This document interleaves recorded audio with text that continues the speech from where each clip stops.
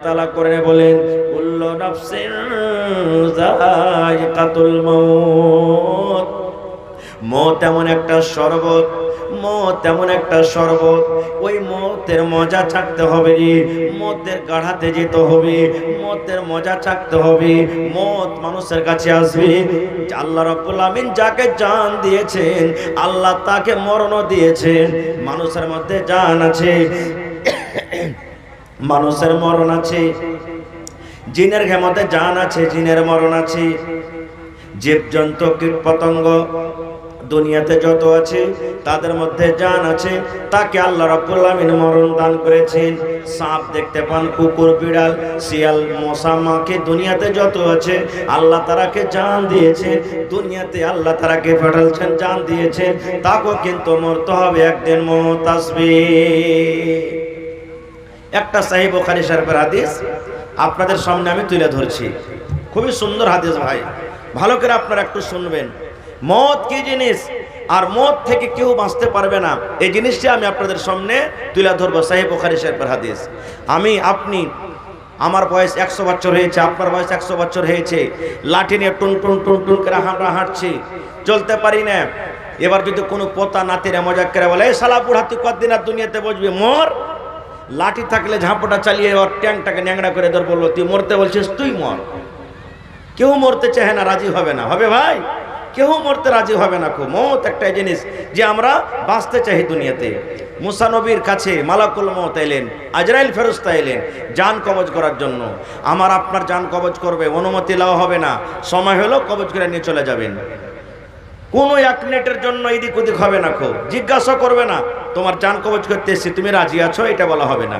কিন্তু নবীদের যখন জান কবজ করা হয় তাদের কাছে পারমিশন লওয়া হয়, ইজাজত লওয়া হয়। ঠিক মুসা নবীর কাছে মালাকুল মওত চলে এলেন। আসার পর বলছেন যে, এই মুসা, আমি হলাম আল্লাহর আজরাইল ফেরেশতা, আপনার জান কবজ করতে এসেছি।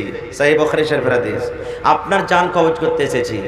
মুসা নবী মওতের কথা শুনে মালাকুল মওতকে যে একটা ছাপ্পড় বা একটা এরকম ভাবে ঘোষা মারলেন, মালাকুল মওতের একটা চোখ কানা হয়ে গেল। পড়েন সুবহানাল্লাহ, জোরে বলেন সুবহানাল্লাহ। চোখ কানা হয়ে গেল। তাহলে ভাই মুসা নবীর শক্তি কত ছিল যে ভাই, একটা ফেরেশতাকে এত জোরে চড় মেরেছে যে চোখ কানা হয়ে গেছে। তাহলে বুঝে দেখেন যে মুসা নবীর কত তাকত, কত শক্তি। সুবহানাল্লাহ। এবারে মালাকুল মওত চলে গেলেন ঘুরে আল্লাহর কাছে। আপনারা বলেন, এই যে ঘটনাটা ঘটলো, আল্লাহর কাছে খবরটা আছে না নেই? জোরে বলেন, আছে না নেই? আছে।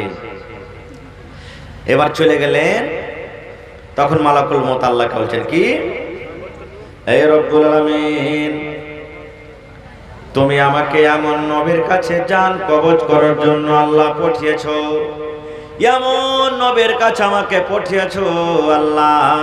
তোমার নবী এখনো মরতে চাহে না। মওতের কথা শুনে আল্লাহ জি আমাকে এমন জোর করে একটা চড় মেরেছে, ফাইট মেরেছে। আল্লাহ দেখো, আমার সাথে সাথে একটা চোখ কানা হয়ে গেছে, আমার একটা চোখ খারাম হয়ে গেছে, আমার একটা চোখ জখম হয়ে গেছে। আল্লাহ, তোমার নবী মুসা মরতে রাজি নাই, চাহে না। মওতের কথা শুনে আল্লাহ দেখো আমার চোখ খাম হয়ে গেছে। আল্লাহ তাবারাক ওয়া তাআলা বলছেন যে তাই না? তো হ্যাঁ। এবার আল্লাহ রাব্বুল আলামিন, ওরে সুবহানাল্লাহ, দেখেন বন্ধুরে কত সুন্দর হাদিস। দয়ার নবী বলেছেন, আল্লাহ রাব্বুল আলামিন মালাকুল মওতকে ডাকলেন, মালাকুল মওত, আমার নবী মুসাকে তুমি একটা খুশখবরি দিয়ে দাও, একটা মেসেজ দিয়ে দাও।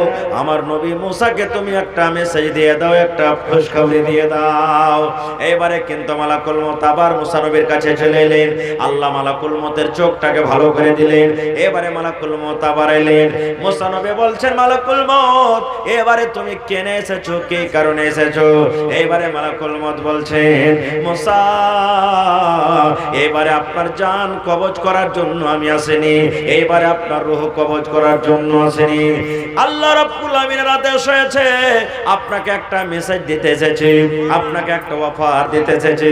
আল্লাহ রাব্বুল আমিনের আদেশ হয়েছে, আপনাকে আল্লাহর তরফ থেকে একটা খুশখবরি দিতে এসেছে। কে দিলেন? সামেদ চলে গেছে নাকি আপনি? আচ্ছা, হাদিসটা শেষ করে দিই, তখন আপনার দোয়াটা করছেন, হাতে লিয়ে আছি আমি। ভাই আমার, এবারে বলছেন মালাকুল মউত এবার আপনার জান কবজ করতে আসেনি মুসা নবী, আপনাকে একটা অফার দিতে এসেছি। বলছে কি অফার? বলছে একটা গরু নিয়ে এসো। বলে সুবহানাল্লাহ, বলছে একটা গরু নিয়ে এসো। মুসা নবী বলছেন গরুর কথা কেন?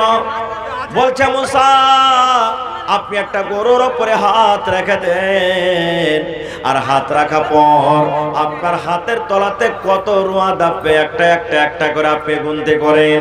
আপনারা বলেন হাতের তলাতে যত রুয়া যাবে গিনতে করা যাবে কি যাবে না? যাবে, যাবে জি ভাই, গিনতে করা যাবে না। এবারে মুসা নবী বলছেন মালাকুল মউত আমি একটা গরুর উপরে হাত রেখে দিলাম, আর হাত রাখা পর আমার হাতের তলাতে যত রুয়া দাবলো এর মতলব কি আমি বুঝতে পারলাম না।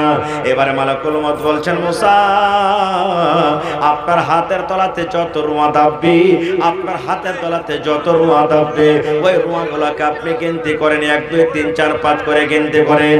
গিনতি করার পর আল্লাহর তরফ থেকে আপনার জন্য এটা খুশখবরি, এটা অফার, যত আপনার তলাতে হাত, যত আপনার হাতের তলাতে রোয়া দাববে অত দিন নয়, অত সপ্তাহ নয়, অত মাস নয়, অত বছর আল্লাহ আপনার হায়াত বাড়িয়ে দিবেন, অত বছর আপনি দুনিয়াতে বাঁচবেন। আপনার হাতের তলাতে যত রোয়া দাববে অত বছর আপনি দুনিয়াতে বাঁচবেন। এই কথাটা শোনার পর তখন মুসা নবী বলছেন যে মালাকুল মউত একটা কথা আর আমাকে বলবে। বলছে কি?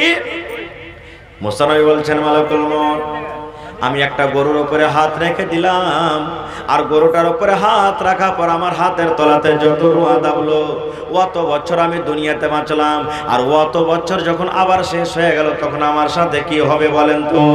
এবারে মালাকুল মউত বলছেন এই মুসা আপনার হাতের তলাতে যত রুয়া দাববে অত বছর যখন আপনার আবার শেষ হয়ে যাবে, অত বছর যখন শেষ হয়ে যাবে আমি মালাকুল মউত আপনার কাছে আসবো, আর আসার পর আপনার জান কবজ করে নিয়ে চলে যাব।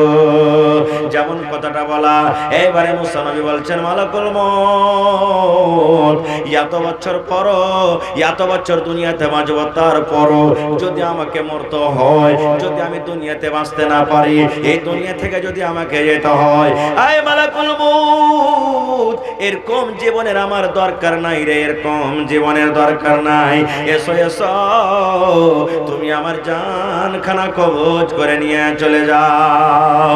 নারে তাকবীর।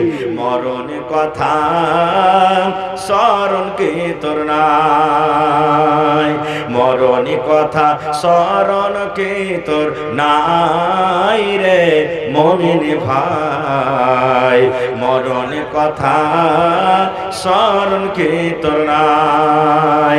তুমি যখন যাবে মরে, তুমি যখন যাবে মরে, নিয়ে যাবে খাটে করে, রেখে দিবে মাটির বিছানায় রে মুমিন ভাই, মরণ কথা স্মরণ কি তোর নাই। মালা ধন পয়সা করি থেকে যাবে দালান বাড়ি, মালা ধন পয়সা করি থেকে যাবে পাকার বাড়ি, কিছুই তোমার সাথে যাবে না রে মুমিন ভাই, মরণ কথা স্মরণ কি তোর নাই। নারে তাকবীর। ভাই আমার, তাহলে কি বুঝতে পারলাম এই হাদিস থেকে? যে নবীরাও বাঁচতে পারেননি দুনিয়া থেকে, মওত এসেছে, তারাও দুনিয়া থেকে চলে গেছে, আমাদের কাছেও মওত আসবে, আমরাও দুনিয়া থেকে চলে যাব। আর 2 মিনিটে একটা ঘটনা আপনাদের সামনে বলি। সুবহানাল্লাহ। কি ঘটনা? সুনহেরি আওরাক একটা বই আছে, আব্দুল মালিক মুজাহিদের লেখা। ওই বইটাতে একটা ঘটনা নকল করছেন। কি ঘটনা? ফিলিস্তিনের মসজিদ যেখানে আছে বাইতুল মুকাদ্দাস। ভাই আমার, আর 2 মিনিটে একটা ঘটনা বলি। আপনারা বলবেন হাজী মাওলানা কেন কেন মত আসবে, আমি জমিনের তলে বাড়ি করে থাকবো, চাঁদের ওপরে চলে যাব, আমি জিজ্ঞাসার ওপরে চলে যাব, এ দেশই থাকবো না, কেমন করে আমার মত আসবে? এ শুধু এটা বলার জন্য আমি ফিলিস্তিনের মাটিতে সুলেমান নবী একদিন বসে আছেন। সুলেমান নবী আল্লাহ তাবারাক ওয়া তাআলা তাকে মুজিজা দিয়েছিলেন। কি মুজিজা? তার তাবে জিন ছিল, হাওয়া বাতাস পাখালির ভাষা জানতে পারতেন সুলেমান নবী। একদিন সুলেমান নবী বসে আছেন, আর একটা ওর পাঞ্জরে একটা লোক বসে আছেন। মালাকুল মউত মানুষের রূপে চলে গেছেন। মানুষের রূপে যাওয়ার পর সালাম কালাম করে ওখান থেকে মালাকুল মউত চলে গেলেন। ম্যাকম্যান আওয়াজ ঠিক কি যে ভাই? এবারে ওখান থেকে চলে গেছেন। যাওয়ার পর আধ ঘন্টা কিংবা 20 মিনিট পর, 1 ঘন্টা পর সুলেমান নবী কিন্তু নিজের জায়গাতে বসে আছেন, মালাকুল মউত আবার চলে গেছেন। তার আগেকার ঘটনা, যখন সুলেমান নবীর সাথে দেখাশোনা করার পর মালাকুল মউত চলে গেলেন, মানুষের রূপে গেছিলেন দেখা করার জন্য, তো পাঞ্জরে যে লোকটা বসে আছেন তখন সুলেমান নবীকে বলছেন, সুলেমান নবী, এখন যে লোকটা আপনার আমার সাথে দেখা করে গেল, এই লোকটাকে তো কোনোদিন জীবনে দেখিনি, এলাকার মানুষের মতন লাগে না, এই লোকটা কে? সুলেমান নবী বলছেন, এটা মানুষ নয়, এটা আল্লাহর ফেরেশতা, এটা মালাকুল মউত, মানুষের জান কবজ করে। এই কথাটা শুনে লোকটার মনে কিন্তু ডর হয়ে গেল। হ্যাঁ, আমাকে দেখে গেল মানে কখন এসে আমার জানটা কবজ করে চলে যাবে। সুলেমান নবীকে বলছেন যে এই মাটিতে আর থাকবো না, ফিলিস্তিনের মাটিতে। বলছে কোথায় যাবি? বলছে আমাকে বাতাসকে হুকুম করেন বা কোনো জিনকে আমাকে হিন্দুস্তানের মাটিতে পৌঁছিয়ে দেবে। ঠিক আছে যাও। মতের ডরে ওখান থেকে চলে এলেন এখানে। এবার আধ ঘন্টা পর মালাকুল মউত আবার হাজির হয়ে গেছেন কোথায়? সুলেমান নবীর কাছে। দেখছেন সুলেমান নবী একাই। এবার জিজ্ঞাসা করছেন যে সুলেমান নবী, আধ ঘন্টা আগে আমি যখন এসেছি আপনার কাছে, দেখুন একটা লোক বসেছিল, লোকটা কই? বলছে তোমার ডরে তোমার ভয়ে হিন্দুস্তান চলে গেছে। তখন সুলেমান নবী মালাকুল মউত কি বলছেন জানেন? সুবহানাল্লাহ। এ সুলেমান নবী, আল্লাহ রাব্বুল আমিনের পাওয়ার দেখেন, আল্লাহ রাব্বুল আমিনের পাওয়ার দেখেন, শক্তি দেখেন। বলছেন কেমন কথা? এবারে মালাকুল মউত বলছে, সুলেমান নবী, আল্লাহ তাআলা আমাকে আদেশ করলেন, হে মালাকুল মউত, ওই ফিলিস্তিনের মাটিতে রে আমার নবী সুলেমানের পাঞ্জরে যে লোকটা বসে আছে, ইয়ার মাত্র দুনিয়াতে আধ ঘন্টা হায়াত আছে কিংবা 1 ঘন্টা হায়াত আছে, আর এই লোকটার তোমাকে জান কবজ করতে হবে। কোথায় জান কবজ করতে হবে রে? এই ফিলিস্তিনের মাটিতে তার জান কবজ করতে হবে না, এই লোকটার জান তোমাকে হিন্দুস্তানের মাটিতে, হিন্দুস্তানের জমিনে করতে হবে। আমি যখন কথাটা শুনলাম আমি চিন্তিত হয়ে গেলাম, আল্লাহ এটা কেমন করে হবে? এই হিন্দুস্তান থেকে ফিলিস্তিন মাস 2 মাস 3 মাসের রাস্তা, 6 মাসের রাস্তা, কেমন করে আল্লাহ ওই জায়গাতে যাবে? লোকটার জীবনে মাত্র আধ ঘন্টা 1 ঘন্টা হায়াত আছে, আর হিন্দুস্তান থেকে ফিলিস্তিনের মাটি উঠে হাঁটে যদি যায় 6 মাসও লাগতে পারে। এত লম্বা রাস্তা কেমন করে লোকটা চলে যাবে? কিন্তু আল্লাহর কথা সত্য। বলছে সুলেমান নবী, লোকটার আমি জান কবজ করে এক্ষুনি হিন্দুস্তানের মাটি থেকে এলাম, এক্ষুনি তার জান খানটাকে আমি কবজ করলাম। আর জান খান কবজ করার পর আমি শুধু দেখতে এলাম আপনার কাছে যে আমি যে লোকটার জান কবজ করলাম, আপনার পাঞ্জরে যে লোকটাকে দেখে গেলাম, ওইটাই লোকটা কোনো অন্য লোক। এবারে বলছেন, ওরে আল্লাহ, আল্লাহ রাব্বুল আমিন কি করতে পারে না? আল্লাহ রাব্বুল আমিনের কাছে কোনো গুণের কমি নাই। তাই আল্লাহ কোরআনে বলছেন, আইনামা তাকুনু ইউদরিকুমুল মাউত ওয়ালাউ কুনতুম ফি বুরুজিন মুশাইয়্যাদা। আল্লাহ বলছেন, দুনিয়ার মানুষ রে, আইনামা তাকুন, তুমি দুনিয়ার যে কোনো কোণাতে থাকো না কেন, তুমি মাটির তলাতে থাকো না কেন, পানির তলাতে ঘর বানিয়ে থাকো না কেন, সমুদ্রের উপরে তুমি থাকো না কেন, চাঁদের উপরে তুমি থাকো না কেন, আকাশের উপরে তুমি থাকো না কেন, যে দুনিয়ার কোনো কোণাতে থাকো না কেন, আল্লাহ বলছেন যে জায়গাতে তুমি থাকো না কেন, ইউদরিকুমুল মউত, মউত তোমার কাছে যাবে রে, মউত তোমার কাছে পৌঁছবে। তুমি মউত থেকে ছুটকারা পাবে না, মউত থেকে বাঁচতে পারবে না। যদি তুমি বড় বড় বিল্ডিং কেলার ভেতরে থাকো, মউত তোমার কাছে যাবে। নারে তাকবীর। ভাই মুসলমান, তো ভাই আমার, তাহলে বুঝা গেল কি মওত একদিন ইয়াকিনী আছে, মওত আমাদের কাছে আসবে। আর আমি একটা আয়াত পড়েছি, আল্লাহ সূরাতুল মুলকে বলছেন, মওত এবং হায়াতকে আমি কেন শ্রেষ্ঠ করেছি? যে আমি তোমাকে পরীক্ষা করব যে তোমাদের মধ্যে সবথেকে ভালো আমল কে করছো।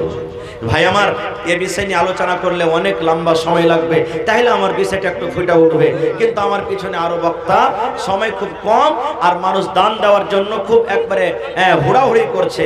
তো ভাইরে, আপনারা 10 থেকে 15 মিনিটের মধ্যে এই মাদ্রাসার জন্য সুবহানাল্লাহ, যেটা হলো মুসলমানের মান শান জান, মাদ্রাসা আছে বলে আজকে আমরা আপনাদের সামনে স্টেজে বসে দুটো কথা বলছি।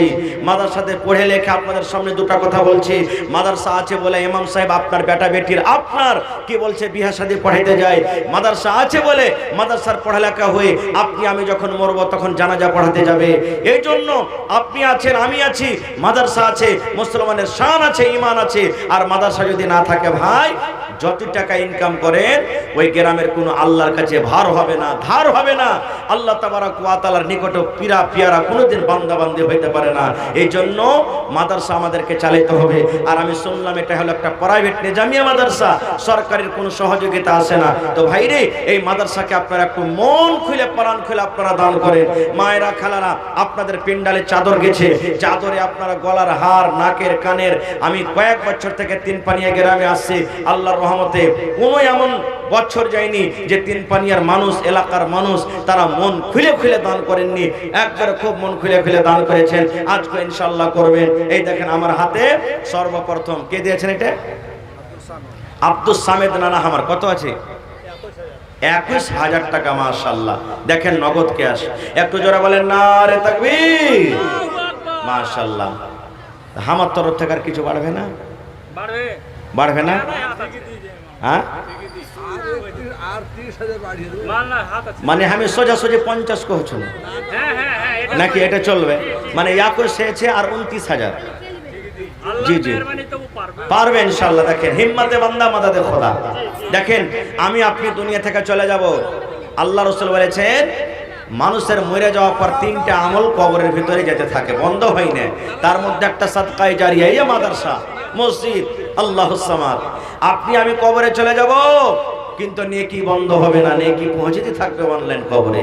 তো আমার নানা জান আব্দুস সামাদ সাহেব 50,000 টাকা ইনশাআল্লাহ দিবেন। নারে তাকবীর। ইনশাআল্লাহ তাআলা। রব্বানা, এখন যতটি আছে দিয়ে দেন, পরে দিবেন, কিন্তু 50,000 লিব আপনার কাছে। খালি কো হেলে কো। জি জি জি, মাশাআল্লাহ। দেখেন আল্লাহুস সামাদ।